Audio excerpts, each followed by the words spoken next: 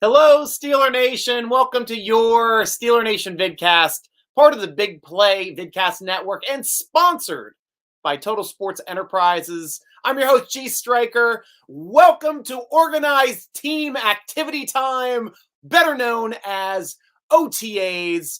And OTAs obviously are not mandatory, so you don't have to be here on this vidcast if you don't want to. I will understand if you're training with another vidcast this week. Mandatory vidcasts, as well as the mandatory minicamp, is not until June 7th. So we still have some time. I know we got a lot of questions about Tuitt, got a lot of questions about DJ, and we will be talking about that today, because I know that's a big part of what we all like to talk about and what we want to know about. A couple things at least going on, like Deontay Johnson is not at OTAs right now. Still not worried about it, to tell you the truth. Many of our great receivers, Antonio Brown never attended an OTA. He always trained on his own. Same thing with Polamalu. So I'm not really upset when people are missing OTAs. Now we get to mandatory minicamp. That is time for some concern, because players can be fined in that situation for not showing up, not attending, and that's a 3-day minicamp on June 7th, 8th, and 9th, coming up in 2 short weeks. So we will find out those answers quickly. But a couple players were on site today. A couple players were asked about Stephon Tuitt, of course. Defensive captain, defensive line partner, Cam Hayward, saying he talked with Tuitt. He expects him to be here sooner than later. So that's good news coming from him. Also, Tyson Alualu did mention that Tuitt is not at OTAs earlier today, but he's optimistic that he's going to play this season. So these guys are in communication. We do know that Tuitt has been working out at different times at the Pittsburgh Steelers facility this offseason. It was reported by DK Pittsburgh Sports, part of our parent company over with the Steeler Nation podcast. So we know there are some things that sounds like it's moving toward Tuitt coming back, even if Tuitt may miss mandatory minicamp. It may happen, but he would do it with the permission of the Pittsburgh Steelers. We still have to find out if that's going to be the part, or if that is the date that he is planning to rejoin his team and his teammates. Because there's a lot of stuff going on now, especially with this being the first organized team activities since the death of, unfortunately, who would have been in the quarterback rotation this season in Dwayne Haskins. So a lot of, I know the toxicology reports have came out. They are high numbers for BAC being a 0.2. That is nearly fall down drunk. And they said something else was 0.24 in his system, ketamine possibly. Both of those don't lend well to making good decisions when your car runs out of gas, and hopefully he was not driving, because, man, that just puts everyone in jeopardy as well. But the long and short of it is, these are the teams that we have now. So, guys, this is your podcast. This is your vidcast. Oh, I got some schmutz here on the lens. What's going on here? What were you doing to my lens, cat? She's messing around. This is like, I wanted to hear about the Cincinnati Bengals, so I'm going to throw up on your lens. Well, now that's a little better. I mean, I'm sorry that you have to see me a little better than normally. Not my fault, it's yours. But your questions, your comments, Steeler Nation, I'll always go to you first, seeing how you do and seeing who is on. Michael Hall, first one in today, Michael Hall. Congrats, man. We are live. Let's go. State of the Steelers back again. Hey, Steelers fam, what a day to get some answers. Yes, it is. OTA day is a fun, exciting day, especially getting the people back in the house. No live contact drills at all at OTAs. Strictly just doing drills, maybe some 7-on-7s, 11-on-11s, 5-on-5s, but nothing with contact. The only thing that's going to get hit are sleds and dummies. And I don't know if any of you saw that. There's a tweet that went out with Najee Harris, went through the dummy run, got hit with the dummy, came back around, grabbed it, and started hitting his running back friends then with the dummies as they were coming through the gauntlet. It was pretty fun to see. It looks like they're having some fun there at OTAs, and that's always what you want to see, because it's tough to get your mindset back into work. It's a long, grueling year, and this is the official first day of it. Not mandatory official first day of it, but still the first day of minicamp. Ian White, how you doing? Hi, Stryker. Let's go Steelers. Thank you very much, Ian. Always great to hear from you, my friend, and glad to have you back. I know you're a big part of our marathoning of the draft day. So always nice to have you and your input here on these vidcasts and podcasts. And guys, like I said, it's your vidcast, it's your podcast. Start throwing up things that you're thinking about, things that you want to talk about. I'm going to start talking as well. And good thing, because this is exactly where I was going to start talking with my boy State of the Steelers throwing up one of the topics here. Sounds like Green got moved to guard. That is a definite right now. So that happened, and he is competing with Kevin Dotson for starting left guard currently as we stand today. Now, I don't know if Green is also serving as second team center. I don't know who the second team line is at all. But right now it looks like they are competing for starting guard. Be interesting to see coming up here soon what the next ones are. But the starting offensive line so far, left to right, for OTAs from today, left tackle was Dan Moore Jr., left guard was Dotson, center was Cole. Cole is now slotted in at center. Daniels is slotted in at right guard. I expected Daniels to be a starting guard on this team. Cole, I thought it was going to be the competition between Cole and Green for center, not Cole and Dotson for left guard. And Chooks, of course, still locking down right tackle, the position that he just can't seem to get away from, though he does a pretty damn good job at that spot. So be interesting to see what happens in that respect with that offensive line competition. We also have some quarterback answers so far, and it's no surprise to me whatsoever. A slight surprise, maybe. And the slight surprise isn't who's playing. Yeah, it is who's playing number one, but might not be for the same reasons that you guys think. So in OTAs, first quarterback in reps is Mitchell Trubisky. Second quarterback in reps, who do you think it would be? Huh? Mason Rudolph.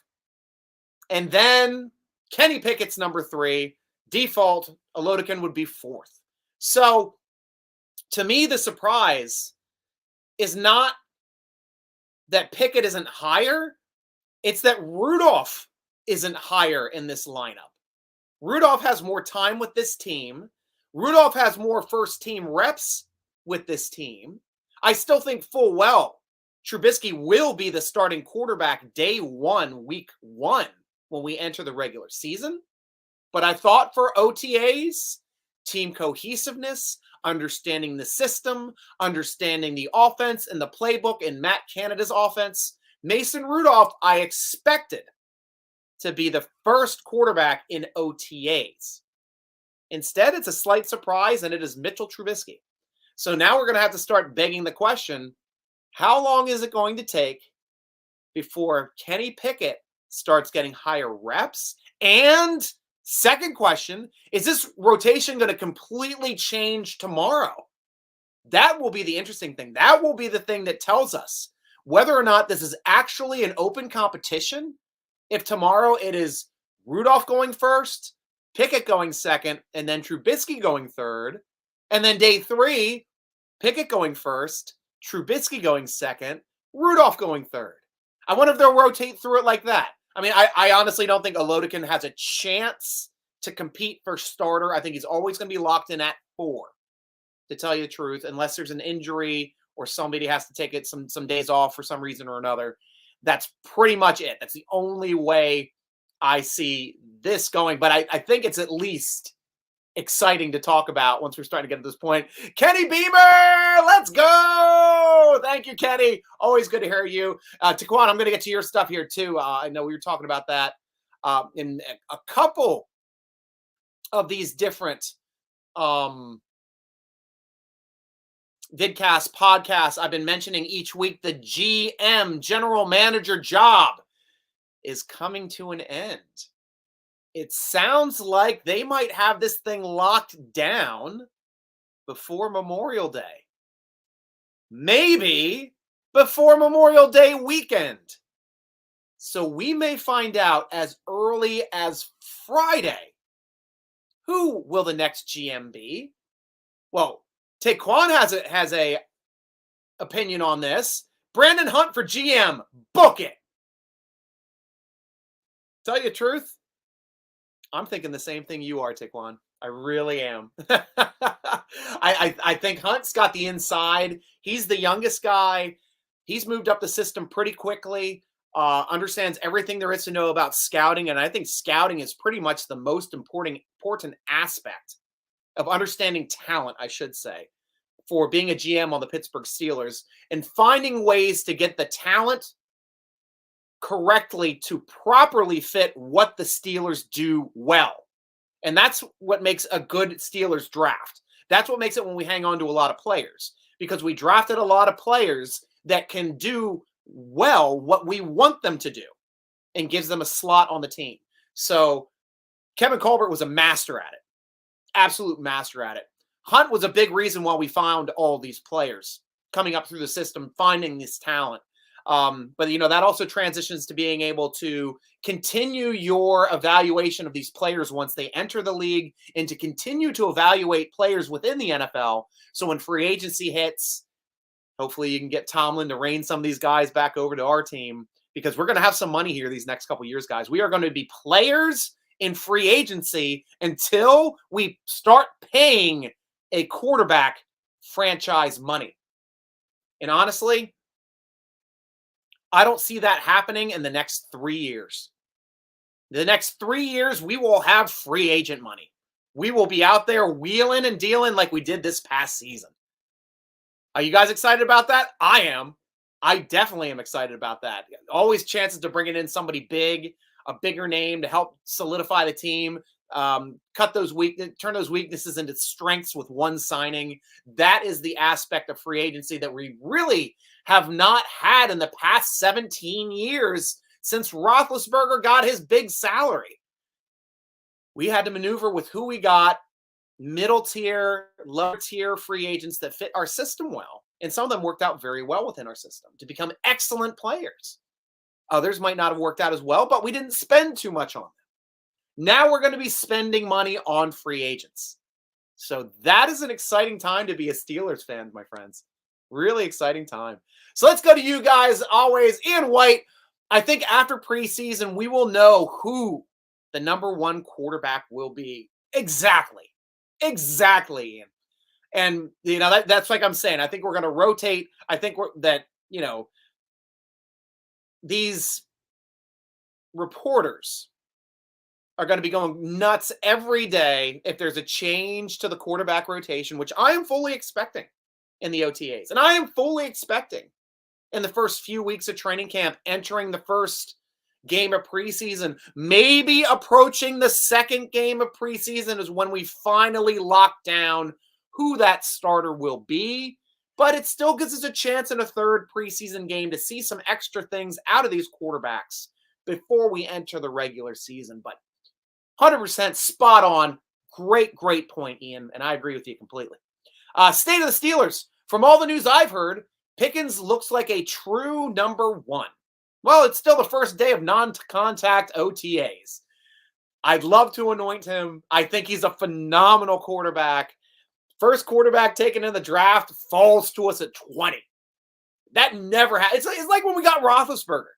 People had to argue over two other guys for a monster specimen like Roethlisberger to fall into our lap at 11. I mean, it's just the way the draft goes sometimes. That's Aaron Rodgers free fell into the 20s before Green Bay snatched him. I mean, come on. It's crazy how the draft can go. And there still might be some excellent quarterbacks here in the near future from this same draft that ended up getting drafted second, third, fourth, fifth, sixth, maybe even seventh Elodicans rounds to be productive players in the NFL. We will have to see. This is just a strange way for all of football fans that have not seen drafts outside of the 80s, not seeing more than one quarterback going in the first round. It is incredibly rare in this day and age, especially with these pro-style offenses in college, having these quarterbacks ready to throw, putting up excellent stats, which still the top 5 quarterbacks rated put up excellent stats. They just went in other rounds, third, fourth, fifth. It's crazy, absolutely crazy. But it's the way it went. And We'll just have to see. Kenny Pickett, though, I think is the best of the bunch. I think that was consensus. I think throughout the league, there is no way Kenny Pickett would have lasted back to us if we let him go in the first round and came back to drafting in the second round. Even though no other quarterback was taken during that time, I think enough teams had a first-round draft pick on Kenny Pickett that they would not have let him slide early in the second round, so he would never have fell to us at that spot, the 20th spot in the second round. Who's up now? Micah Hall. I'm putting this out there, but we need an upgrade in running back to replace McFarland and Snell to back up Harris. And I got two in your mind we can possibly get in free agency. If you're interested, one had a good 2019 and 2021 season. I am always interested and love your input on this, Michael Hall. And I think we were talking about this a little bit on the last show, but always into that. I think veteran running back will be a pickup before training camp. I don't know necessarily for OTAs, but once training camp hits, we might be signing a vet running back. Brian Brown, one might be Johnson. I'll put Johnson out there. We'll talk about that though. Brian Brown. So all this GM talk, and it's going to be who we knew it was all along. Well, let's talk about the GMs first. Obviously, it's not Riddick. Riddick got a new contract over at ESPN. We've been chatting. He's doing awesome. He's excited about his new role over there at ESPN, but he was not in the second round of talks. So he knew he was out of the running. We all knew he was out of the running at that point. But we've all been talking about Brandon Hunt and Omar Khan, who are still currently on our teams, still currently interviewing for other GM positions as well. So we'll have to see what happens to them. Doug Whaley, former Bills GM, who also worked with the Steelers. Andy Weidel, who also had some Steelers, I guess, early stuff when he was doing some internships and some early coaching stuff or front office stuff with the Steelers a long time ago. John Spytek, Spytek, coming after you from the Bucks. And Ryan Cowden from the Titans. If we wanted to run first offense, he helped build that Titans run first offense. So these are some interesting guys, some interesting ways to go. Good defense at the Titans as well. Good defense at the Bucks as well. I like a lot of the drafting and free agent pickups that the Bucks have made over the past 3 years. They've been phenomenal. They won a Super Bowl, made it to another NFC Championship game. They know what they're doing. They know what they're doing. The GM knows what he's doing. So not a bad pickup if Spytek chose to come over here as well. Maybe we'd have people's signals if we got Spytek over here. Maybe we don't understand the bandwidth and hear what the other teams are saying if we had Spytek over here. Maybe we'd be able to visually see the signals on the other side and relay them to our teams because we've adjusted our system to go longer and not get blacked out 10 seconds before the snap. So, yeah, these types of things would be really interesting with a guy like Spytek. Ian White. Mason is the same position that Maddox was when they took Ben in the draft. Yeah, yes and no, Ian. That season was still Maddox's team. Maddox was actually very upset when the Steelers drafted Roethlisberger. Maddox was still getting all of the first-team reps in OTAs minicamp and training camp. Ben was not thrust into a starting role or even told he was going to have a starting role until Maddox went down game 2 against the Ravens. Got hurt in that second game. That started the run with Ben. We kept with him with a hot hand, and we rode him all the way to the AFC Championship game without a loss. So that was like 15 straight wins, well, regular season, and then another win in the 16, I guess, before we had the loss in the AFC Championship game. But a heck of a run, and one that I don't know if it'll ever be shown. A young quarterback rattling off their first 15 regular season wins. Don't hold your breath at that ever happening. Ever. Crazy stuff. Brian Brown. Everybody knows Mason Rudolph is going to be the starter. I think you're tricking me there, though. Oh, you're upside downy face and the monocle. I got you. See, my eyes aren't that good. I got to zoom in to see this kind of crap, Brian. But yes, Mason Rudolph, I'm not counting him out yet. Still not counting him out. I know he's very low in the Steelers' threshold. Everybody else seems to want Trubisky or Pickens. He's kind of getting lost in the shuffle here, but still has the most first-team experience with our offense, so I'm not counting him out yet in this rotation. And hopefully he plays well enough for us to get a draft pick. So that's what I'm hoping for. State of the Steelers. What do you think? Who do you think will be cornerback one covering the number one wide receivers? Or do you think they will designate Witherspoon and Wallace to one side? Usually the Steelers do that, though, state of the Steelers. The only cornerback I can remember them changing sides to follow a team's number one receiver, you got to go back to Ike Taylor. I mean, even with like Hayden, they kept Hayden on the left. He locked down the left, and they always mixed in whoever was coming in at the right-hand side. So now, usually your deep receivers are going to be attacking the left corner. Your quick receivers are going to be attacking the right corner. Witherspoon played at left corner when Hayden got injured. Sutton was playing at right corner. Wallace can play at right corner as well. If you're asking me the way I see it, before we even start training camp, before we even understand what the rotation is going to be, to me, the three best players on the field are Witherspoon, Levi, Sutton for secondary, for corners. Those are the three best. Hands down, monsters. All three. I'd have Sutton in the slot. I would have Witherspoon, left corner, Levi, right corner. That's the way I see it currently. They could swap, but usually they stick to sides. They'd have to show something extraordinary to be able to lock down a team's number one, because like I'm saying, we haven't had a player that can lock down a team's number one since Ike Taylor. That's it. And I don't see these guys as being Ike Taylor yet. I've got some high hopes for Witherspoon. He's got some upside. He's got some talent.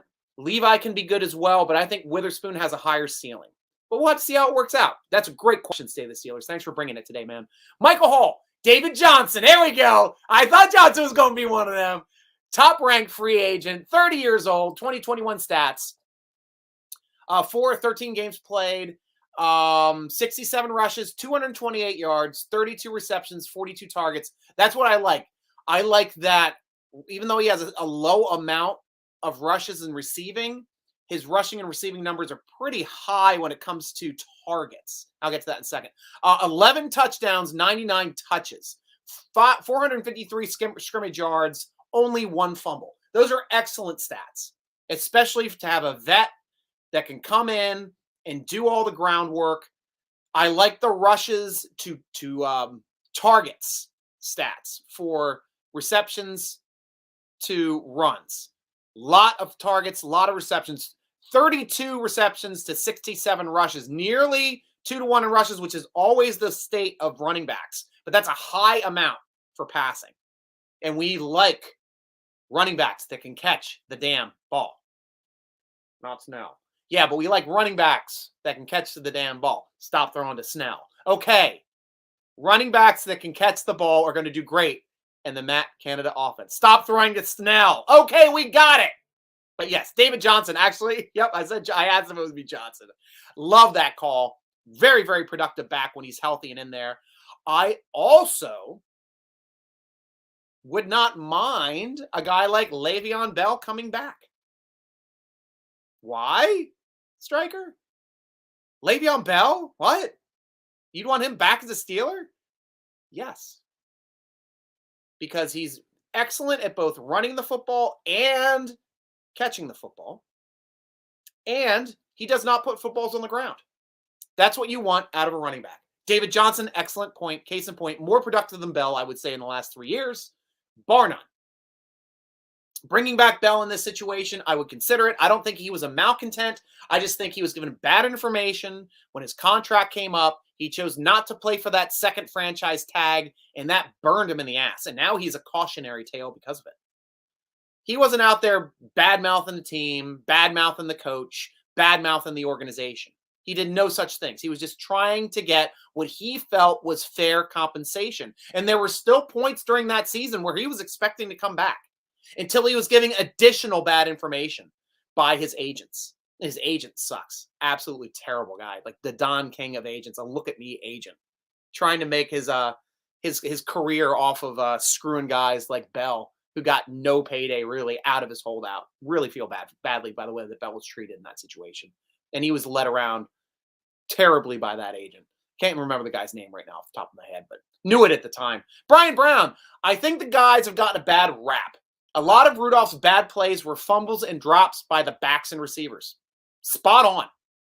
I keep taking licks when I keep defending that he wasn't the reason why they tied that Detroit game. He was sure he might have missed that one pass, but he threw 2 more passes into good players' hands that threw it on the ground after catching that football with a chance to win that game in overtime. Twice. With you there. He's good enough to win games. Is he good enough to run a team and be a franchise quarterback? That I don't know. But he's good enough to win games. And with a good rushing offense and a great defense like we're going to have, a good quarterback's going to win more games than they lose. Miles! I was expecting you to be on the show before I went live. You're late. I'm just kidding, Miles. Good to hear from you, man. Always great having you on the show, my friend. Always great. You can never have too many Miles on the team. Pittsburgh keeps bringing Miles in. We love having Miles on the show. Miles and miles of Miles. That's what I say. Can never have too much. And I agree, Stryker. This will be a very contentious battle for quarterback. And that's the way we need to have this too, Ian. This is exciting. I mean, you and I are old heads. I mean, we remember the Maddox, even though the Maddox Roethlisberger battle wasn't much of a battle because Maddox was the guy and then Roethlisberger was kind of thrust into it. We had a little bit more of a battle with O'Donnell and Slash, but Slash was kind of locked into that Slash role while we had O'Donnell. Our last real big battle, I think, was the Cordell Miller-Tomczak year. When Miller ended up being the starter week 1, and I think he got pulled at halftime. That was like a crazy freaking year.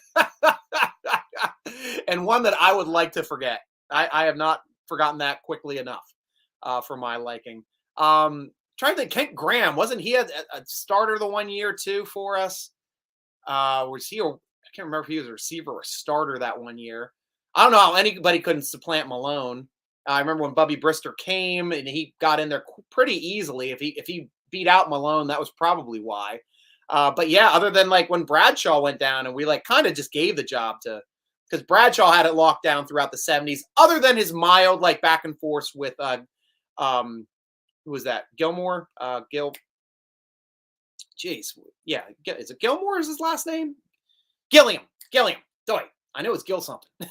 We need to know this stuff. Back in the day when it was Gilliam coming out on the field, that guy could have gotten us 4 Super Bowls over that local yokel from the South. That Terry Bradshaw, I don't know if he can do anything. He can't spell cat if you spot him the C and the A. That guy, I don't know. But that's the way the battles go. Yeah, this is going to be one of our first real battles. So Steeler Nation, enjoy it. Ian, enjoy this. I'm going to enjoy this. I'm going to look forward to seeing how it works out. I enjoyed watching Rudolph and Haskins battle for number 2 last year. That was an exciting battle in preseason, in training camp, in all the preseason games. I thought that brought out the best in Haskins. That's why I had such upside for Haskins this year. That's why I thought Haskins could legitimately have a chance to be a starter on this team, even with Trubisky on the roster, which he was. We'll never know, unfortunately. And that's sad. That is the saddest of tales for the Pittsburgh Steelers. It's up there. Miles, thoughts on DJ being a no-show for the kids' camp? I don't know. Was he supposed to be at the kids' camp? I don't know if he agreed to be at the kids' camp. If he did, that's a little disconcerting because it's for the kids. If he agreed to do something and he wasn't there, that sucks. But for my thoughts, at least on him not being at OTAs, I'm not worried at all. As I said at the top of the show, AB never attended OTAs. He was always training on his own. So DJ, I wouldn't expect him to be at OTAs. Mandatory minicamp, June 7th, 2 weeks. Put it on your calendar, Miles. That's the date where we're going to decide, is DJ a problem? Is Tuitt coming back? Those questions will be answered 2 weeks. In 2 weeks. Brian Brown. Yeah, let's bring back AB while we're at it. This is a young team with a lot of promises. Do you think Bell will be a team player? I do, Brian.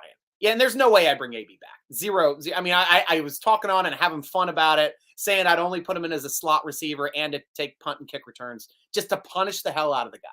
That was the only way I would ever utilize AB moving forward.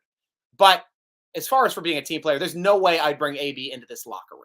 Zero chance. And there's no way the Steelers organization would allow AB to come back into this locker room. Now, being able to retire for a day on a one-day contract, yeah, sure. Why the hell not? Who cares? That's fine with me. He put up awesome freaking numbers for us when he played for us when he was a wide receiver. I mean, the sickest 5-year stats of any wide receiver in NFL history, including Jerry Rice. Can't deny it. You can't deny his greatness when he was here and when he was doing things well. So, I'd offer him that, but Bell is no AB. Bell was still in communication with a lot of his friends on the team. Bell still has a decent amount of friends on this team. Nobody ever threw Bell under the bus. No, Bell never threw anybody under the bus. Not like AB threw everybody under the bus. It was everybody's problem. He was the one that's sane. Everybody else is crazy. We're living in his world. Yeah, I don't know. I don't know about that guy. But yes, AB and Bell were seen as malcontents because we lumped them together because they both had some off-field situations that caused them not to be Steelers anymore. But that is where the similarities end. In retrospect, with time to breathe this stuff in, looking at each account individually, the way that each left the team was completely different. One wanted to get paid, felt like he was being abused under the franchise tag system, obviously utilized it to the best of his ability to try to get paid, but should have gotten paid in that season. He never really quite recouped that money that he never got for the season that he held out because his next signing, he was fired in a year. They didn't keep him. He was done. So having that whole year off, not being in football shape, never really coming back into it mentally, kind of hurt him. But as a backup, I'd love to have him on the team. I really would. I think he's talented. I think he'd do well in our system. Brian, at least Cordell Stewart could remember what color a Steelers jersey looks like. Truth. That is absolutely true. When he wasn't a pocket passer, I should say. When he was running around being slashed, he was one of my favorites. He's one of my favorite Steelers to watch, period. When he was running around, making plays with his feet, faking going deep. He was like the Randall Cunninghams back then. That was really the only vision that we had of these types of players. People like to say Young, but Young could run, but he wasn't a runner. Young was a thrower that could run. Cordell was a runner that could throw. There's a difference there. Michael Hall, Tariq Cohen, 26 years old, 2019 seasons, 16 games, 11 starts, 64 rushes, 213 yards, 79 receptions on 104 targets, 456 yards, 3 touchdowns, 76% catch percentage, 4.4 yards per target, 143 targets, 4.7 yards per touch, 669 scrimmage yards, and 3 fumbles. The only thing that hits me there is the 3 fumbles, but I do like his production. I do like his usage as a receiver as well as a running back, because those are the types of guys you want. You don't want one-dimensional players anymore on this team. No more one-dimensional runners. Snell is the last one we have. So I can see Snell possibly being replaced. McFarland, I can still see making this team if he can be healthy. The guy's just never been healthy. Hopefully he can find a way to stick on this team. We'll see. But I like that. I like his age. I like his productivity as both a runner and receiver. Somebody that can come in a spell and run with it. The only number that jumps out at me is the 3 fumbles and 11 starts. That's high for what we expect. 0 in 17 starts for Najee. That's what I like to see. And Bell was the same way, like 1, maybe 2 fumbles max a season. And all the touches that Bell used to get. That was insane. That's what you need. You need kick and punt returners that don't put balls on the ground. You need your star running back to never put the ball on the ground too. That is a big way to win football games as well. And the Steelers do understand all of those aspects. Brian Brown, Sad thing about all these terrible quarterbacks is the Steelers usually had a great defense. You know, yes, Brian, but you also have to understand it's easier to build a great defense than it is to find a Hall of Fame quarterback. It is. We've got players, I mean, especially when the Steelers were like one of the first teams to transition to a 4-3. Steelers had their pick of whoever they wanted for those transitional guys, those defensive ends that were too small. They didn't fit anywhere in the league, except the Steelers would pick them up, make them outside linebackers. Boom. 5th, 6th, 7th rounders are making Pro Bowls. How'd they do that? Because Steelers were looking for different things out of their defensive linemen and linebackers than the rest of the league. That gave them an advantage. 80s, early 90s, the Steelers had a 100% advantage being a 4-3 team. Now, over half the teams in the league are 4-3 teams. Those outside linebackers that we used to get in rounds 4, 5, 6, now they're going rounds 1, 2, 3. Why? Because there's so many teams that understand that that is this type of player that they can utilize to be an awesome outside linebacker if they're slightly undersized at defensive end in college. But they're still really good at getting to the quarterback. Rest of the league knows how to find those guys too now. That's the only unfortunate thing. And hindsight is always 20/20. And me and Ian's age, we got a lot of hindsight. You earn more and more hindsight with every year, you young pups. Miles, yeah, he was supposed to be there because it was his camp. Oh, it was his camp. Wow, yeah. Also, did I get a haircut? I did. I actually cut my own hair, Steeler Nation. If it looks good, I hope you like it. I've been doing it since college. I was a poor punker back in college. I used to just like shave it with a buzzer. Mohawks, did a ton of those growing up because it's easy to do a mohawk by yourself as well. But yeah, just keep it all on. It's all a 3 basically. From here down, it's a 3, and then I just let the top. I let that grow out a little bit to cover my bald spots as I'm getting older. But yeah, thanks, man. And it's easy to. I should put one. I actually can even shave my neck by myself too, like trim my neck perfectly by myself, just because I've been doing it for so many years. One of the many talents that I've received just from saving some money. Ian, I remember when Mark Malone was our starting quarterback. Oh my gosh, no. I mean, I thought I've repressed those years, Ian. That's when I became like a huge Steeler fan, was the Mark Malone years, and we were horrible. Abercrombie had a better job of moving that football than Mark Malone. He was garbage. But at least we had some Lewis Lips years to move the football down the field. Ouija Thompson was fun to watch. Dwight Stonehands. It's fun as well, the fastest guy on the field that might catch the ball. Nobody was catching him if he did. But yeah, those are some fun times, guys. 80s Steelers, the forgotten years, guys. We had some good times back then, even though we had to endure Mark Malone as the starting quarterback. We already know we have our number 2 running back. Uh-oh. We have our number 2 running back already, Miles. Oh, I think I know who you're going to say now, but I'll let you say it. I'll let you tell the rest of Steeler Nation. If you're talking about our undrafted rookie free agent pickup, I'd love to hear that one. Michael Hall, call Polamalu out of retirement to replace Edmonds. Plus, on the down low, want to see that hair flow once again. Oh, man, I miss me some Polamalu. I actually, we have a thing going on over on SteelerNation.com in the football forum where people are putting up their top 5 Hall of Famers of all time. A lot of people are very heavily skewed for throwing up, the players that played in the 70s. And don't get me wrong, they're all great players. All of our Hall of Famers were insanely amazing players. But I've got some players on there that I know some people. I only had 2 players from the 70s on my teams. And if you guys want to hear them, I'll go through them right now, too. Let's talk about Hall of Fame.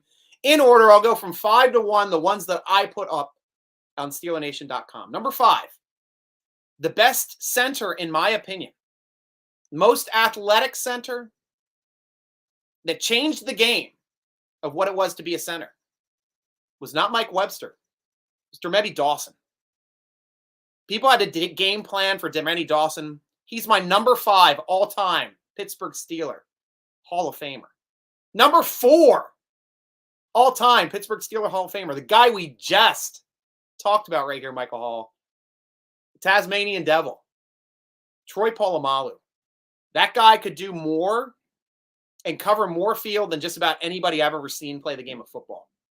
Rangy, punishing, game-changing, and was the hardest defender I've ever seen for other teams to have to identify at the line of scrimmage pre-snap, because how fast he can move from one spot to another at the snap of the football. You didn't know where he was or what he was doing by where he was lined up when you said hike.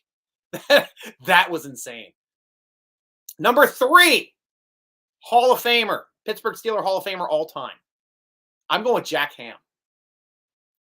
I want to go outside linebacker here, but I went with the single greatest tackler I have ever seen in football, period. If you had the football and Jack Ham was near you, you were on the ground. The guy was incredible on how well he did all the fundamentals perfectly. He understood where the play was going every time. You couldn't block him. He could shed anything. And he always took his guy to the ground. You never slipped his tackles. Guy was just an anaconda. He brought you down. Number 2 might be the biggest surprise a lot of you might have about me going the entire generation for Pittsburgh Steeler Hall of Famers. My number 2 pick, Rod Woodson. Rod Woodson? What? Rod Woodson is probably the single most athletic person to ever put on a Pittsburgh Steelers jersey. Excelled at kick return, punt return, cornerback, and played wide receiver for the Pittsburgh Steelers. When he left, the only player to ever return from the ACL in the same season. When he left the Steelers, he changed positions and still was an all-pro at free safety for years, winning a Super Bowl with the Ravens. Guy just did nothing but get turnovers and take them back to the house. More return touchdowns than any player. That's why he's number 2. Number 2 in my book for top 5 Hall of Famers of the Pittsburgh Steelers. And number 1, who's number 1, Striker? Who's that going to be? Dan Rooney. Dan Rooney for picking up all the players, for being the leader, for all the No, I'm just kidding. Dan Rooney's not there. Number 1, Mean Joe Green. Mean Joe, of course. Come on. The cornerstone of the Steel Curtain. He was the reason that we went from trash can to the Super Bowl. Mean Joe Green. Give that guy a Pepsi. Because I hate the other company. But that's my top 5. You guys can agree and disagree as much as you want. Love to hear your top 5s as well, guys. That's how we do it. Miles, I want to see Ryan Clark more. Michael, we have our Troy and Minka. Hi, honey. You going to bed? Yeah. Okay. Love you, sweetie. I love you too. All right. Say goodnight to Steeler Nation. Good night, Steeler Nation. All right. Good night. I'll see Stay seeing you. I'll see you in the morning. All right. See you, sweetie. Well, we see more Ryan Clark, more Michael. We have our Troy and Minka. Well, Minka is not a Troy. Minka's more like a Jeff Reed. Not Jeff Reed. Jeff Reed, yeah, the old free safety for the Baltimore Ravens. So that guy was way more of a playmaker and playing more downhill on pass plays. Jeff Reed's one of the best free safeties I've ever seen in the league ever. Just absolutely awesome. Am I saying the name right? Is it Jeff Reed? Is Jeff Reed a kicker? Who's the Reed? One was Reed was a kicker. I know it's one of the Reeds that was it even Reed? Now I'm like messing with myself. The Ravens free safety was the best one, but he's a free safety. He's not a strong safety. Troy was a strong safety, but could play free safety. Now, Minka's a free safety that can play strong safety, but doesn't want to play strong safety. He's not going to be your slobber knocker in the hole the way that Troy was. He's not going to jump over the line of scrimmage and sack a quarterback on the snap the way Troy was. But he will make the right read, cut in front of the right guy, pick off the ball, take it to the house. I do love me some Minka. I just need a Robin to his Batman. I need a Robin. Because right now we have an egg as opposed to a Robin to his Batman. You got Edmonds out there laying eggs. I'm done with it.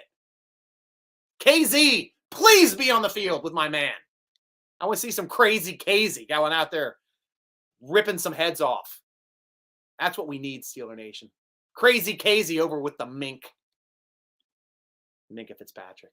Michael Hall, we still have one man left of the OG Killer Bees. Boswell! Great call, Michael Hall. I believe somebody just put up an article on SteelerNation.com calling him the last of the Killer Bees as well. Phenomenal, phenomenal talent.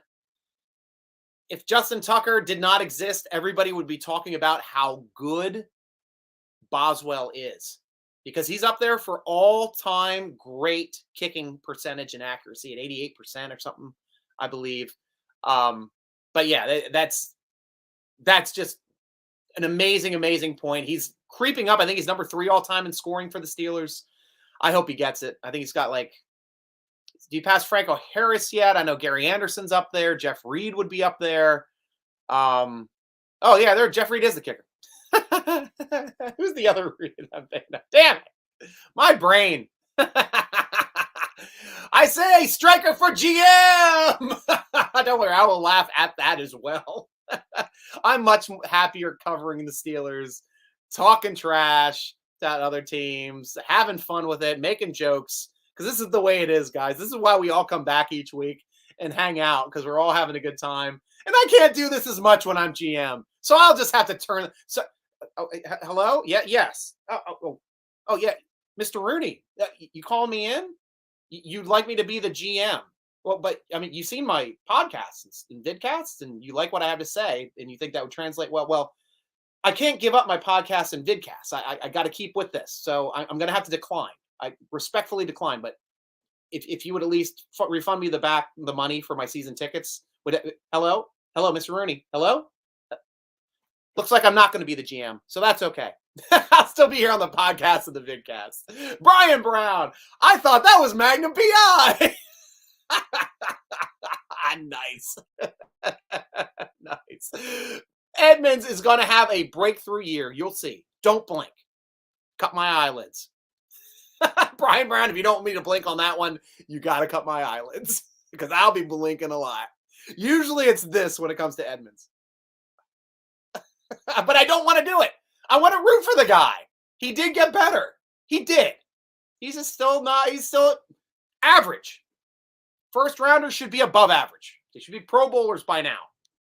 By 5th year. Should be a Pro Bowl. John Burns, you're not wrong about Woodson. Thank you, John. Thank you. Yeah, that's extremely underrated with, the nostalgic history of Steelers players. Why? Because we also have to balance the memory of how great Rod Woodson was in the black and gold, with him also playing for the gold and red, the silver and blue, the black and purple. And that taints a lot of minds, especially winning a Super Bowl with the Ravens. Though I was wearing my Rod Woodson jersey at the playoff games that I went to. I went to the one against Denver. They actually showed the Raiders game on the big screen at the stadium. I was there for that as well, because my friends lived across the street at the time. And then for the Super Bowl, I went to a Super Bowl watching party and wore my Rod Woodson jersey for that as well, because I was rooting for him to get a ring. I really was. And I was happy to see him win one, because he deserves to be a champion. A guy with that kind of talent and what he could do deserves to be a champion. Michael Hall, Polamalu, hashtag Speed Demon, hashtag Houdini.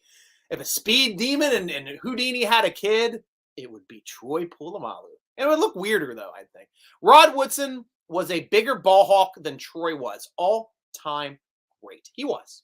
Different players, different kind of players, but still. Both of them incredible players in their own right, and the reason probably why I have Rod Woodson up 2 slots higher than Troy Polamalu. Ed Reed, thank you. Damn it. Josh, coming in. Josh gets a point. Steeler Nation point goes to Josh for the night. Thank you, Josh Parker. I knew it was one of those damn Reeds. Thank you, Miles. Jeff Reed's the kicker. I know. It's like, isn't Jeff Reed the kicker? Yeah, I figured that out. Damn it. Ed Reed. Yeah, I loved watching. Honestly, I watch a lot of Baltimore games. I'm here in Baltimore. I live in the area. Usually, if the Steelers aren't playing, I'm watching a Baltimore game. My friends invite me to Baltimore games all the time. And if the Steeler game's not on at the same time, I'll go. I'll actually go and watch them. If they're playing on a different day or at night, hell yes. It's a fun way to have lots of football in one day. And they also make their teams a lot like the Steelers. Hard-hitting defense, punishing defenses that are game-changing defenses. Their special teams, I'd say, would be better than the Steelers, but the Steelers are getting up there too. Kickers and punters are always amazing. Returners are always great. Offensively, a little bit different. They've been always trying to find that franchise guy at quarterback. They've always been trying to figure out how to draft wide receivers. They've been pretty good at finding running backs. Awesome at finding tight ends. Awesome at finding tight ends.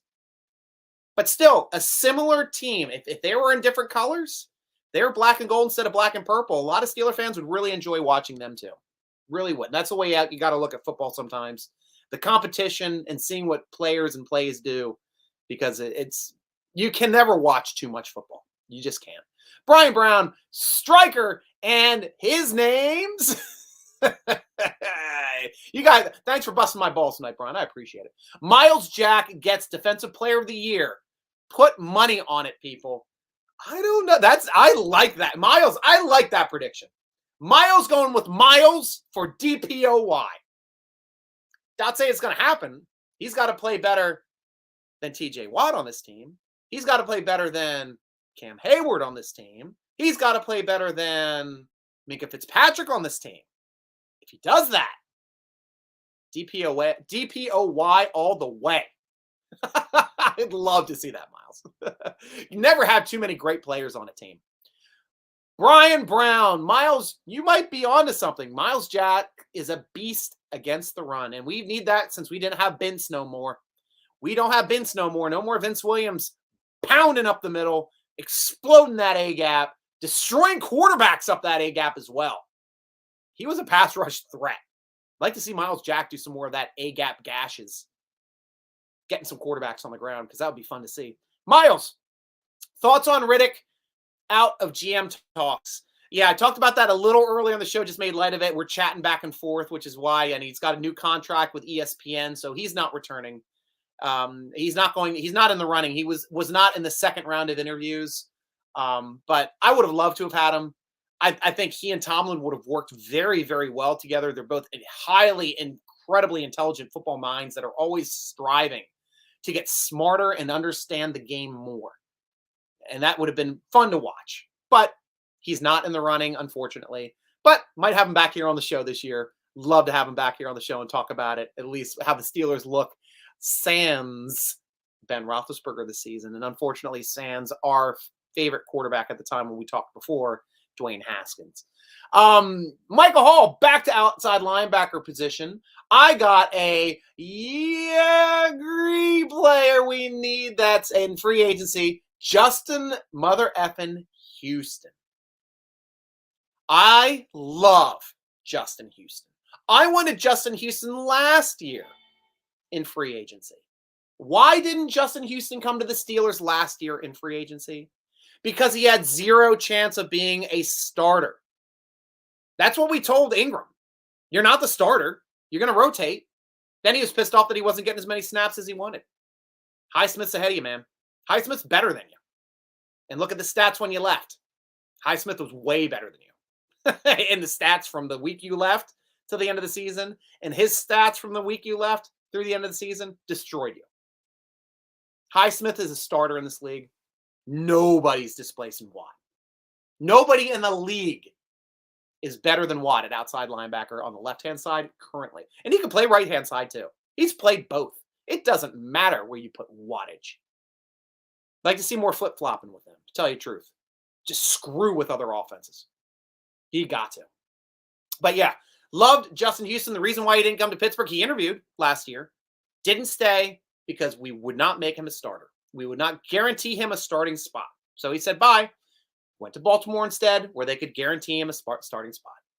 More power to him. I understand that. You want to play when you're a football player, and he has the, he can expect to be a starter in this league. With what he's put up on film, with what he's done in this league already, he's a starter in this league. No two ways about it. Brian Brown, I'm a Virginia Tech fan, so I'm biased. Not a problem. Not a problem. Poor Striker. I hate the Ravens. Who doesn't hate the Ravens? I hate the Ravens fans actually more than I hate the Ravens. I actually work with the Ravens a lot. I know a lot of players. I know a lot of their front office guys. I know a lot of the marketing department. Great organization. Honestly, top to bottom, excellent organization. Work a lot with the Washington football team as well. The Washington whatevers, they're called this year. They are trash. I've dealt with different people every year because everybody keeps quitting, getting fired, or rotated in the marketing department. It's like completely new people every year. And I got one awesome person I'm working now in the marketing department. She is phenomenal. She's the best that I've ever worked with in my 17 years or 20 years now working with the Washington football organization and their many names. She's been the absolute best person I've worked with. Kellyanne, I forget her last name off chance, but she's phenomenal, doing excellent things for their marketing department, making sure all the vendors are taken care of. But complete night and day difference walking into the Washington front office, interacting with people, walking into the Ravens front office, interacting with people. More warm, more understanding, more willing to help you out in Baltimore, surprisingly. Washington, no way. Until you found the right people, and she's great people. Brian Brown, he's been solid with Ravens stench. We don't want Houston. Well, so was Wormley. I'll take me some Wormley. Nom, nom, nom, nom, nom. I'll take me some Boykin. Nom, nom, nom, nom. Wash the stench off and put them out on the field and let them wring their hands and squawk at the screen when they see Boykin catching touchdown passes from Kenny Pickett. What? Squawk! Squawk! Why do we get rid of Miles Boykin? Squawk! Ravens fans are the worst. Ian White. We have had some great linebackers like Harrison Lloyd, Ferrier, Foote, Shazier, Green, and now Watt and Highsmith, of course, Hammond, Lambert. It's like, and that's the crazy thing. Like, we're still leaving out Greg Gilbert. We're leaving out the guy that led our team in sacks all time. Oh gosh, the other big Kirkland, another amazing Timmons. Another amazing player. Even freaking Shazier before he got injured his back. I mean, this team has been absolutely, it's like Penn State was linebacker U. Pittsburgh Steelers is the linebacker U of the NFL. Really, they just develop linebacker after linebacker after linebacker. And if your team can't develop that linebacker, they'll bring him in and show you how to do it. Guys like Ferrier becoming like borderline Hall of Fame players after coming to our team since they spent their first 4 years in Jets purgatory. I'd like to hope that I was hoping that Schobert could have been that kind of player last year. I'm really hoping that Miles Jack is going to be that kind of player this year because I always have hope. I'm an optimist. I'm a Steelers optimist. I'm always looking forward to the next season. Doesn't matter how the season ends. Yeah, I'm going to mourn it. I'm going to mourn the season if we don't win a Super Bowl. But I always look forward to the next one. Sometimes it takes me longer to get looking forward to it, but always at draft time, I start getting excited again. Miles, I know... Oh, sorry. Didn't click on it there. I know you don't pay much attention from this, but Johnny Depp's team is absolutely destroying Amber Heard's team. I suggest to everyone to never hire her legal team ever again. And that's the problem with this country too, Miles. It's not who's right or wrong. It's not facts. It's perception. Perception can be mollified. It can be developed. It can be created out of thin air. That's the way some people like to operate. I don't. I'm a very matter-of-fact guy. And if you're doing that crap to me, I'm going to call you out on it. Robert, see, what's this asshole doing there? You sure they just don't like you? Nobody likes me. Not even the Rooneys give me any respect. Brian Brown, I bet the Steelers are still washing it off of Miles Boykin, that awful bird smell. You guys are harsh, man. Little tar and feathering. You got to pluck that bird, I guess, right? Kirkland! Yeah, Captain Kirk, man. Loved me some Captain Kirk. And he was big. Oh, Chad Brown, another big guy in the middle that a lot of people forget because he went and had awesome years over in frickin' Seattle. A lot of you guys too. Joey Porter wasn't mentioned. That had phenomenal years down for the Dolphins back when they had like Zach Taylor, an awesome Hall of Fame caliber middle linebacker. Great players down there. Robert C. Ravens fans don't have crap on Cowboy fans as far as for being douchebags. Well, like, I don't know. They're different kinds of douchebags to me. Like, Cowboy fans just believe in a different reality. They believe they're always going to win. They're just completely surprised that their team just can't bash the team that they're playing every week. And it just keeps happening year after year after year after year after year after year after year after year after year. How long ago was it since the Steelers played them in the Super Bowl? About that long. That's a Cowboys fan. Ravens fans are just F you. That's a Ravens fan. They can't talk to you because you like another team. They can't talk to you because you like a rival of theirs. And that type of angst shows on their face and clouds their ability to reason and have intelligent football conversations with intelligent fans from other teams that even have respectful things to say about the Ravens. Because I do respect the team. I don't respect the fans. Josh Parker, Dick LeBeau had a lot to do with the linebackers of the 2000s. Perfectly well said, Josh. No disagreement whatsoever. And the linebackers are the reason why the zone blitz works.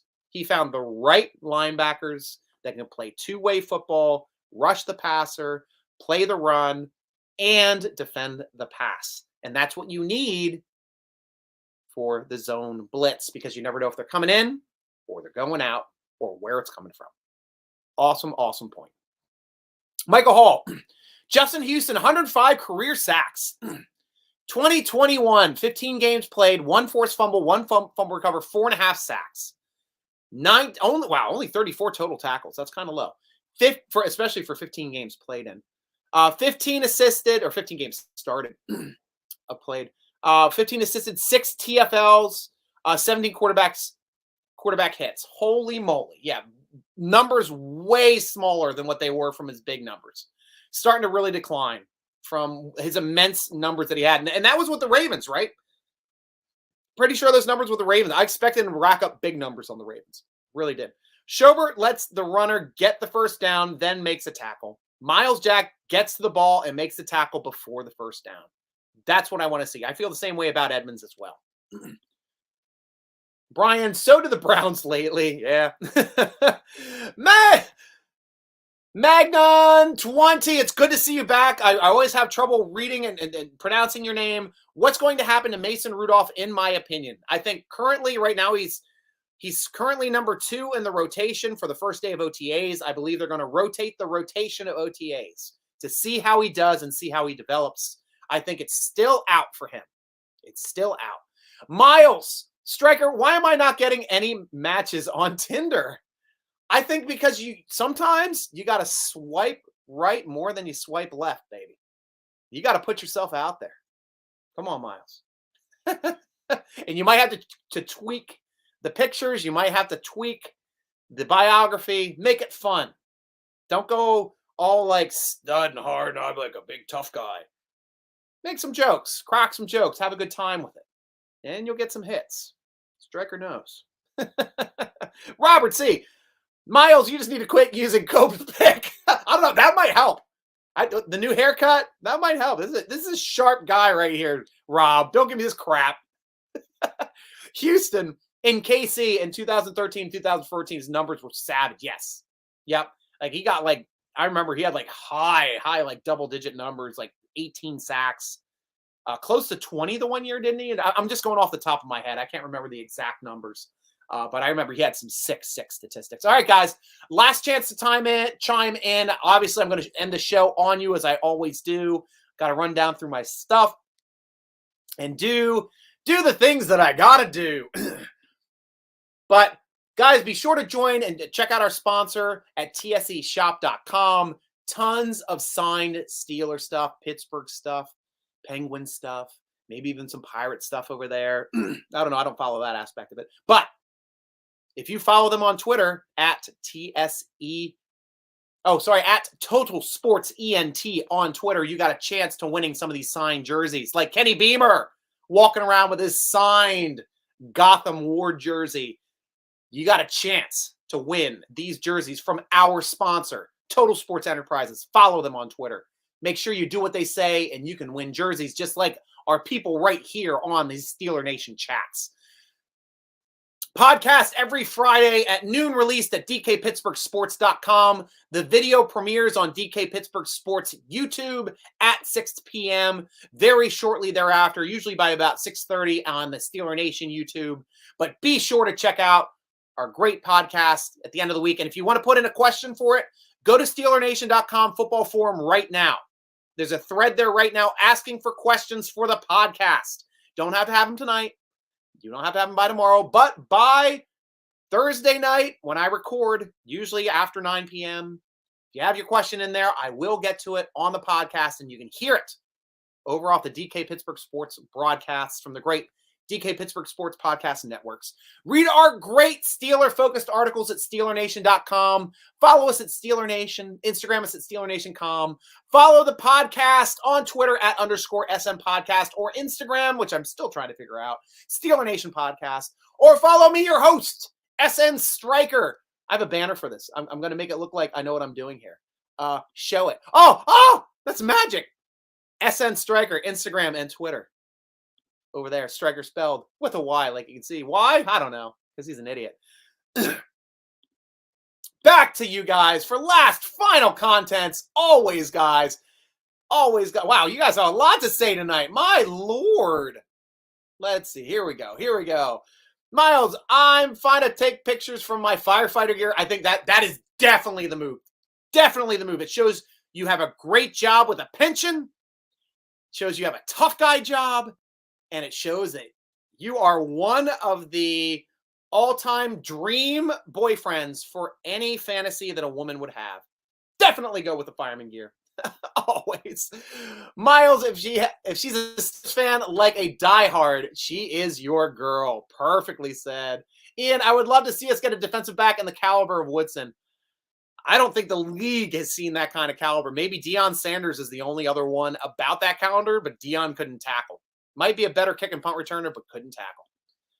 And Brian Brown, hit the like. Thank you, Brian. Like me all over the place, guys. I want to see hearts. I'm going to get into the Total Sports Enterprise offensive demand. I will. That's not the way to do it. They're good people.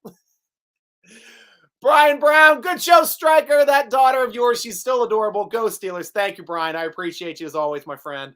Michael Hall. See you next week, Stryker. Go Steelers. Thank you, Michael Hall. I appreciate you, my friend.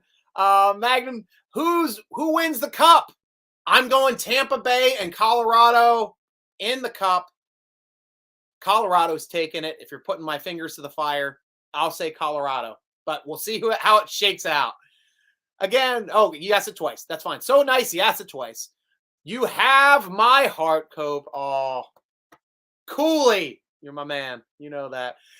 And guys, thank you for joining us for the Steeler Nation Vidcast, sponsored by Total Sports Enterprises, part of the Big Play Podcast Network. I'm your host, G.Stryker, rooting along with you, as always. Cooley, of course, rooting along with Robert, rooting along with Miles. Good show. Thank you. And rooting along with Ian, as always. Go Steelers!